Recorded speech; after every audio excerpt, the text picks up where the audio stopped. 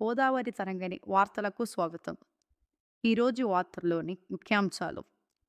Asia cup భారత జట్టుకు మేనేజర్గా ఆంధ్ర క్రికెట్ అసోసియేషన్ ఉపాధ్యక్షులు పులపర్తి వెంకట ప్రశాంత్ నియమితులయ్యారు. దుబాయ్ వేదికగా సెప్టెంబర్ 9 నుంచి ఆసియా కప్ క్రికెట్ మ్యాచ్లు జరగనున్నాయి. ఈ టోర్నమెంట్ టీ20 ఫార్మాట్లో జరగనున్నాయి.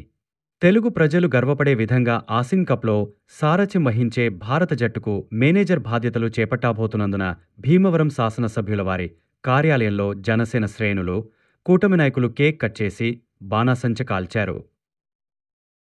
ఈరోజు మన ఆంధ్రప్రదేశ్ తెలుగు ప్రజలు ఎక్కడున్నా మన భీమవరం ప్రాంతీయ ప్రజలకు ఇది ఒక మంచి శుభవార్త.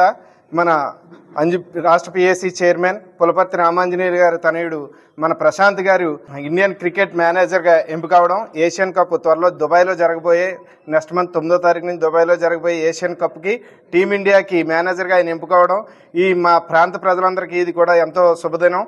అలాగే ప్రశాంత్ గారు ఏ రంగాన్ని ఎంచుకున్నా రాణించాలని, వారి తల్లిదండ్రులకి మంచి పేరు ప్రఖ్యాతులు తీసుకురావాలని మనస్ఫూర్తిగా కోరుకుంటూ all the best Prashant sir.